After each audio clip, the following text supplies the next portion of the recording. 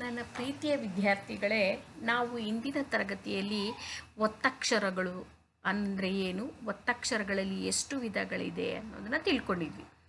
ಅದರಲ್ಲಿ ಭಾಗ ಒಂದಾದಂಥ ಸಜಾತಿಯ ಒತ್ತಕ್ಷರಗಳನ್ನು ನಾನು ಸಜಾತಿ ಒತ್ತಕ್ಷರಗಳು ಎಂದರೆ ಏನು ಅಂತ ವಿವರಿಸಿದೆ.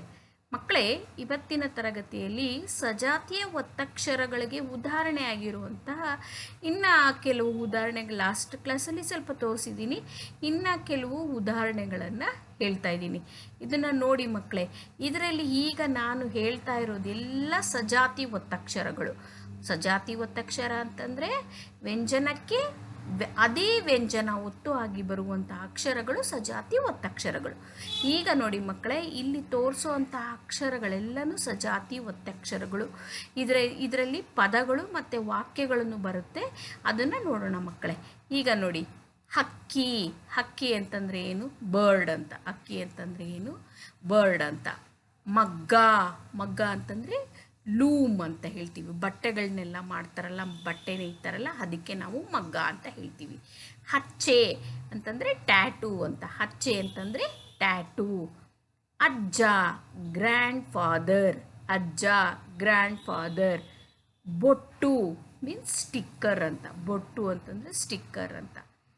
ಗಡ್ಡ, ಬಿಯರ್ಡ್. ನೋಡಿ, ಗಡ್ಡ, ಬಿಯರ್ಡ್. ಕತ್ತೆ, ಡಾಂಕಿ. ಹದ್ದು, ಈಗಲ್.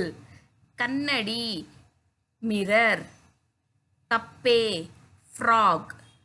ಕಬ್ಬು, ಶುಗರ್ ಕೇನ್. ಕಮ್ಮಾರ, ಬ್ಲ್ಯಾಕ್ ಸ್ಮಿತ್.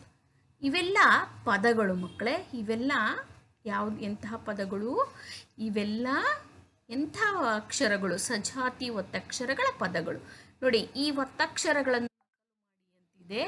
ನೀವೇನು ಮಾಡಬೇಕು ಅಂತಂದರೆ, ಈ ಒತ್ತಕ್ಷರಗಳನ್ನು ಅದೇ ಥರ ಇಲ್ಲಿ ಮೇಲೆ ಇದೆಯಲ್ಲ, ಇಲ್ಲಿ ಕೆಳಗಡೆ ಜ, ವಾ, ನಾ, ನಾಕ್ಕೆ ನಾವತ್ತು, ಖ, ಖಕ್ಕೆ ಕಾವತ್ತು, ಬಾ, ಭಾಕ್ಕೆ ಬಾವತ್ತು.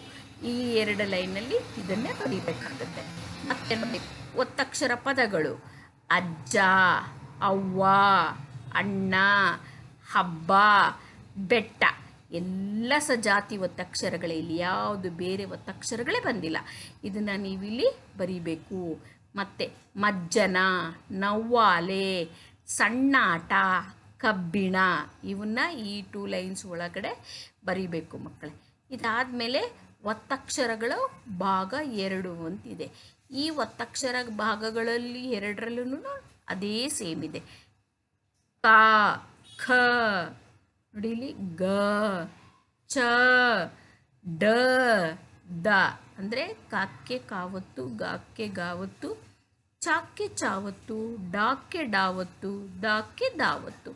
ನೋಡಿ ಇಲ್ಲಿ ಒತ್ತಕ್ಷರ ಪದಗಳು: ಅಕ್ಕ, ಮಗ್ಗ, ಹುಚ್ಚ, ಗಡ್ಡ, ಉದ್ದ. ಗುಗ್ಗರಿ, ಹಚ್ಚಡ, ಗಿಡ್ಡರು, ಗದ್ದಲ. ಇವೆಲ್ಲ ಒತ್ತಕ್ಷರಗಳಿಗೆ ಸಂಬಂಧಪಟ್ಟಂಥ ಎಂಥ ಒತ್ತಕ್ಷರ? ಸಜಾತಿ ಒತ್ತಕ್ಷರಗಳಿಗೆ ಸಂಬಂಧಪಟ್ಟಂಗೆ ಇರುವಂತಹ ಪದಗಳು ಮಕ್ಕಳೇ. ನೀವೇನು ಮಾಡಬೇಕು, ಈ ಕೆಳಗಡೆ ಲೈನ್ಸ್ ಏನಕ್ಕೆ ಬಿಟ್ಟಿದ್ದಾರೆ ಹೇಳಿ, ನೀವು ಇದನ್ನು ನೋಡಿಕೊಂಡು ಮೇಲೆ ಏನಿದೆಯೋ ಅದನ್ನು ಇಲ್ಲಿ ಕೆಳಗಡೆ ಬರೀಬೇಕು. ಆಯಿತಾ ಮಕ್ಕಳೇ? ಧನ್ಯವಾದಗಳು ಮಕ್ಕಳೇ.